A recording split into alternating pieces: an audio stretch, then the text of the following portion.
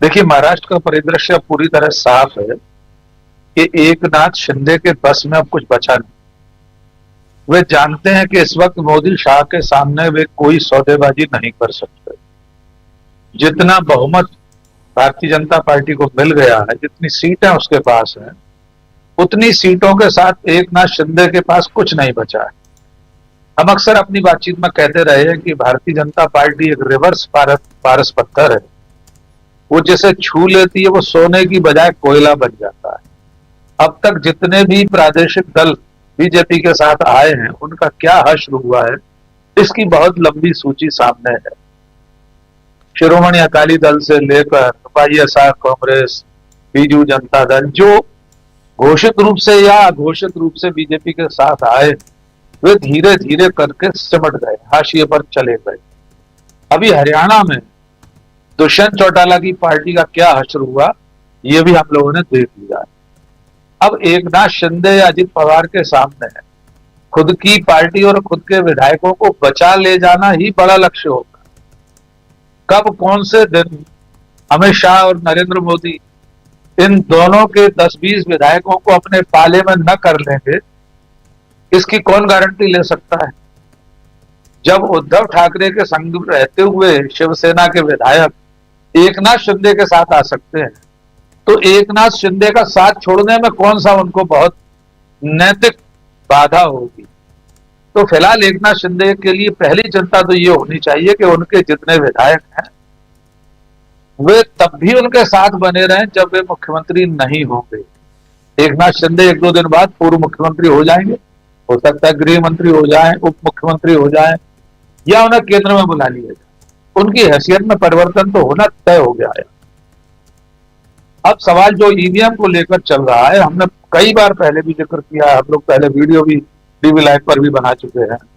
तमाम लोग उस बात का जिक्र करते हैं कि कल सुप्रीम कोर्ट ने एक याचिकाकर्ता से ये कह दिया कि जब आप हारते हैं तब ईवीएम का रोना रोने आ जाते हैं। ये सुप्रीम कोर्ट की भाषा नहीं होनी चाहिए। ये राजनीतिक दल की भाषा तो हो सकती है, जब जो सत्ता में हो वो हारने वाले पर यह कटाक्ष कर सकता है, लेकिन सुप्रीम कोर्ट इन शब्दों का इस्तेमाल नहीं कर सकता, क्योंकि ये वही भारतीय जनता पार्टी है जो 2004 और 2009 में चुनाव हारने के बाद, लगातार 2 लोकसभा चुनाव हारने के बाद ईवीएम का रोना रोती थी। पार्टी के राष्ट्रीय महासचिव जीवीएल नरसिंह राव ने किताब लिख डाली थी, democracy at risk, can we trust our electronic voting machine. Lalkrishna Advani ने भूमिका लिखी। हम हर बार ये दोहराते हैं और ये बताना इसलिए हर बार जरूरी है कि देश के लोगों को, जनमानस को भी ये जानना जरूरी है कि आज से कुछ साल पहले तक इसी ईवीएम पर बीजेपी को भरोसा नहीं था। खुद प्रधानमंत्री नरेंद्र मोदी को भरोसा नहीं था जब वे गुजरात के मुख्यमंत्री थे। तो कुल मिलाकर अगर देश का एक बड़ा हिस्सा, बड़ा तबका, बड़ा राजनीतिक समूह किसी तंत्र पर, किसी उपकरण पर अविश्वास जता रहा है, तो सच्चा और पारदर्शी लोकतंत्र तो ये कहता है, समय का ये तकाजा है, तो उस पर बात होनी चाहिए, उस पर विमर्श होना चाहिए। अब अगर कांग्रेस की बात करें तो कांग्रेस ने भी इस मुद्दे को इतनी गंभीरता से उठाने में देरी की। दिग्विजय सिंह जैसे नेता तो वर्षों से इस मुद्दे को उठाते आ रहे हैं, लेकिन आधिकारिक रूप से कभी भी राहुल गांधी ने या पार्टी के राष्ट्रीय अध्यक्ष ने इस तरह की बात नहीं कही थी जैसी कल मल्लिकार्जुन खड़गे ने कही। और आखिरी बात ये कि कुल मिलाकर पूरी कांग्रेस और पूरा देश सिर्फ एक आदमी की तरफ टकटकी लगाकर देख रहा है, राहुल गांधी की तरफ। कल खड़गे साहब ने भी कह दिया कि राहुल गांधी के नेतृत्व में इसके लिए यात्रा निकलेगी या जन जागरण अभियान किया जाएगा। लेकिन ये अकेले राहुल गांधी की लड़ाई नहीं है, ये पूरी भारतीय राष्ट्रीय कांग्रेस, तमाम घटक दल, उसके सहयोगी दल इंडिया गठबंधन के और इस देश के आम लोगों की चिंता का विषय होना चाहिए कि अगर लोकतंत्र की सबसे पवित्र प्रक्रिया मतदान ही पारदर्शी नहीं है, उस पर इतने गहरे संदेह हैं, तो उसकी लड़ाई सबको लड़ना पड़ेगी, अकेले राहुल गांधी को नहीं। अब देखना यह है कि मल्लिकार्जुन खड़गे ने कल जो घोषणा की है, उससे पहले कितनी तैयारी पार्टी के अंदर कर ली गई, कितना अपने सहयोगी दलों से बात कर ली गई, क्या उसका रूट मैप होगा, क्या ब्लूप्रिंट होगा इस आंदोलन का, और क्या इस देश की जनता इस आंदोलन में शामिल होगी। और अगर सचमुच में एक बार इस देश के आम लोग इस मुद्दे पर गंभीरता से विचार करके सड़कों पर उतर आए तो एक फैसलाकुन लड़ाई छिड़ सकती है और सचमुच लोकतंत्र और संविधान को बचाने के लिए उसकी जरूरत है।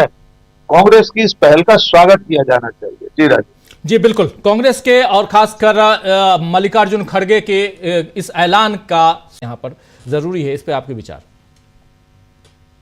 राजीव जी देखिए, पिछले एक साल में जितने चुनाव हुए हैं उनके नतीजों पर तो जीतने वालों को भी भरोसा नहीं हो रहा।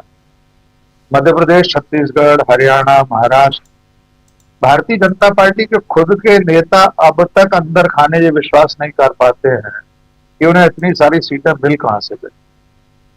सुनील जी ने बड़ी अच्छी बात कही कि अकेली ईवीएम का सवाल नहीं है, पूरी चुनाव प्रक्रिया पर ही प्रश्न चिन्ह है। क्योंकि लोकतंत्र में जो निर्णायक प्रक्रिया है वो लोगों के मत को गिनने की है। वो अगर पारदर्शी नहीं है, वो अगर संदिग्ध है, तो ये लोकतंत्र कैसे स्थापित रहेगा। अल्लामा इकबाल का एक शेर है, जमहूरियत एक तर्ज हुकूमत है कि जिसमें जमहूरियत एक तर्ज हुकूमत है कि जिसमें बंदों को गिना करते हैं, तौला नहीं करते। जी, तो ये तौल नहीं है कि सब धान 22 पसेरी के हिसाब से आप तौल देते। जब गिनती होनी है, वोटों की गिनती होनी है, मताधिकार की गिनती होनी है कि किसने किसे वोट दिया। और ये गुप्त मतदान की जो प्रक्रिया है वो इसके लिए नहीं है कि मतदाता को भी ना मालूम पड़े उसने किसे वोट दिया है। ये गुप्त मतदान हमारे संविधान बनाने वालों ने इसलिए किया था कि दूसरों को ना मालूम पड़े कि राजीव रंजन जी ने कैसे वोट दिया है, लेकिन राजीव जी को खुद तो मालूम रहे कि उन्होंने जिसे वोट दिया है सचमुच उसी के खाते में गया कि।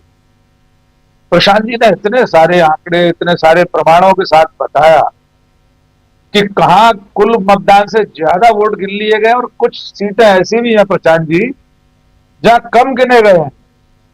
वो भी तो एक सवाल है कि 7 या 8 सीटें ऐसी हैं महाराष्ट्र में कि जहां कुल वोट जो पड़े थे अंतिम परिणाम में उससे कम वोट गिने गए। तो ये जो ज्यादा वोट थे वो कहां से आए थे, और जो कम गिने गए तो बाकी बचे चंद्रकांता संतति के अय्यार ले गए क्या। इस तरह से रहस्यमय तरीके से अगर हमारी चुनाव प्रक्रिया संपादित होगी तो सचमुच में जनता जो फैसला सुनाना चाहती वो फैसला सामने नहीं आएगा। इसलिए ईवीएम सहित इस पूरी प्रक्रिया में जितने भी लूप होल्स है, जितनी भी कमियां हैं, जितने बारीक सुराख हैं, वे सब बंद होने चाहिए। जनता जो फैसला सुना रही है वही सामने आना चाहिए, चाहे वो किसी के भी हक में हो। आपने बिल्कुल ठीक कहा, ये विषय किसी पार्टी के लिए हम और आप चर्चा नहीं कर रहे। हमारी चिंता का विषय कांग्रेस पार्टी, इंडिया गठबंधन, बीजेपी, एनडीए कोई नहीं है। हमारी चिंता का विषय लोकतंत्र है, संविधान है और एक स्वस्थ पारदर्शी निर्वाचन प्रक्रिया और प्रणाली है। उसके लिए जो आवाजें इस वक्त उठा रहे हैं, जो जन आंदोलन चल रहे हैं, अमलेंदु जी ने सही याद दिलाया कि प्रोफेसर सुब्रमण्यम स्वामी ने याचिका लगाई थी सबसे पहले। जीवीएल नरसिंह राव और किरीट सोमैया देश भर में प्रेस कॉन्फ्रेंस करते थे, एक लैपटॉप लेकर चलते थे, उस पर बताते थे पत्रकारों को कि इस तरह से ईवीएम हैक की जा सकती है। अब वे सपने में भी ईवीएम का नाम नहीं ले। कहा है जीवीएल नरसिंह राव राज्यसभा में पहुंच गए हैं, लेकिन वे आज तक ईवीएम शब्द का उच्चारित करते भी नहीं देखे गए जी। तो जो सवाल देश के सामने है उसका निराकरण होना चाहिए, और निराकरण करने की जिम्मेदारी केंद्र में बैठी हुई सरकार और निर्वाचन आयोग की है। विपक्ष तो इस बारे में कोई फैसला कर नहीं सकता।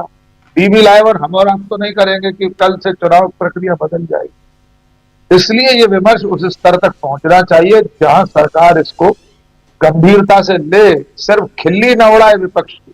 और जब जब नरेंद्र मोदी या बीजेपी खिल्ली उड़ाएंगे तब तक हम उन्हें जीवीएल नरसिंह राव की किताब और उनके भाषण याद दिलाएंगे। जी राजीव जी, बिल्कुल बिल्कुल आप सही कह रहे हैं। यहाँ पर चुनाव की प्रक्रिया, चुनाव की पद्धति या चुनाव में संशोधन या कहें तो चुनाव को में जो पारदर्शिता होनी चाहिए उसकी बात होनी चाहिए, न कि यहाँ मेरा और तुम्हारा पे। लेकिन फायदा किसको हो रहा है? फायदा बीजेपी